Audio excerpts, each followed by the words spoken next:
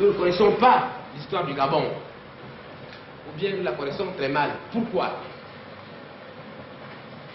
L'histoire du Gabon n'est pas très connue parce que nous ne savions pas lire. Oui, parce que nous ne savions pas écrire. C'est pourquoi nous ignorons l'histoire du Gabon.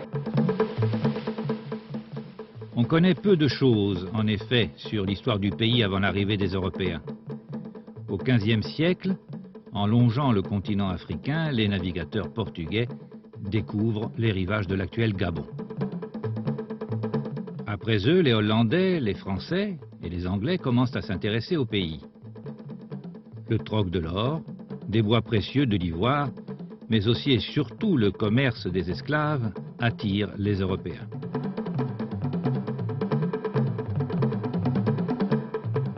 La traite des esclaves se généralise au XVIIIe siècle.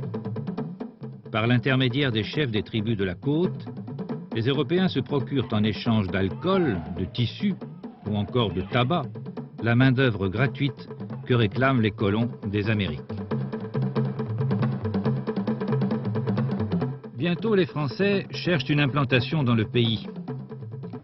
Le lieutenant de vaisseau Bouët-Villomèze en sera le promoteur. En 1837, il signe avec un des chefs locaux, le roi Louis, un accord pour installer une base permanente. Dans les rapports qu'il écrit à l'époque, le lieutenant évoque la découverte de fabuleuses richesses comme le bois de santal, l'ivoire, le caoutchouc. C'est lui d'ailleurs qui encourage de nouvelles expéditions au Gabon. C'est ainsi qu'en 1843, les Français établissent le premier fort, le fort Aumale. Quelques années plus tard, des esclaves sur le point d'être envoyés en Amérique sont débarqués près du fort Aumale et abandonnés là. Ce sont eux qui fondent Libreville. On y compte bientôt des missions, des entrepôts, des fabriques.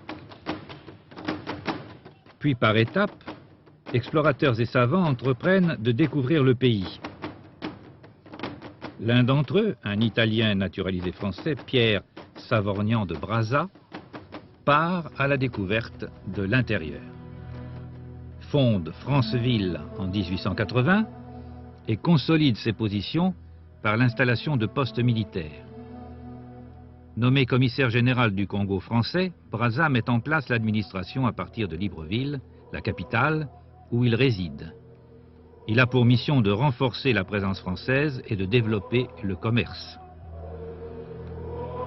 Le Congo et le Gabon, ces deux voisins colonisés par les Français, allaient être réunis en 1888 sous le nom de Congo français, avec Libreville pour capitale. Mais au fil des années, le fleuve Congo prend de plus en plus d'importance et Brazzaville supplante Libreville pour devenir à son tour, en 1904, capitale de l'ensemble, dirigée par un gouverneur général. Mais les Français poursuivent, par le biais de compagnies concessionnaires, le commerce de l'ébène, de l'ivoire et du caoutchouc au Gabon.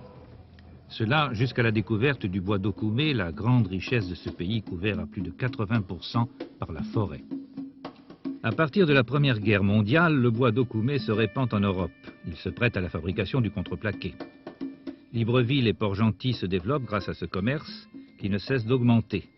Parallèlement, la présence française au Gabon entraîne la mise en place de centres sanitaires.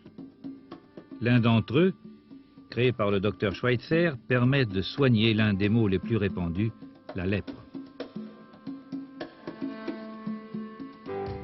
Politiquement, le Gabon, dès 1910, devient un des territoires français regroupés sous le nom d'AEF, Afrique équatoriale française.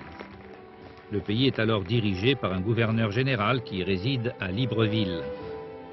Mais le Gabon attend toujours sa personnalité administrative propre et son autonomie financière.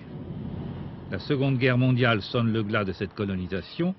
Le général de Gaulle décide de réorganiser l'Afrique équatoriale française. Il transforme l'empire colonial en Union française. La conférence de Brazzaville en février 1944 donne aux Africains désireux de gérer eux-mêmes leurs affaires plus de facilité dans leur lutte pour l'émancipation. La vie politique va alors démarrer au lendemain de la guerre. Tous les partis se battent avant tout pour l'égalité entre noirs et blancs, ainsi que contre la prépondérance de Brazzaville.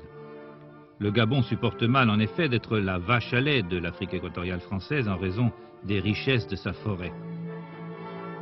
Rapidement, Léon Mba, l'ancien coiffeur de Savorgnan de Brazza, devient le leader politique. D'abord membre de l'Assemblée territoriale, puis en 1957 vice-président du Conseil de gouvernement, il signera après le retour de De Gaulle au pouvoir l'acte d'indépendance du Gabon le 17 août 1960.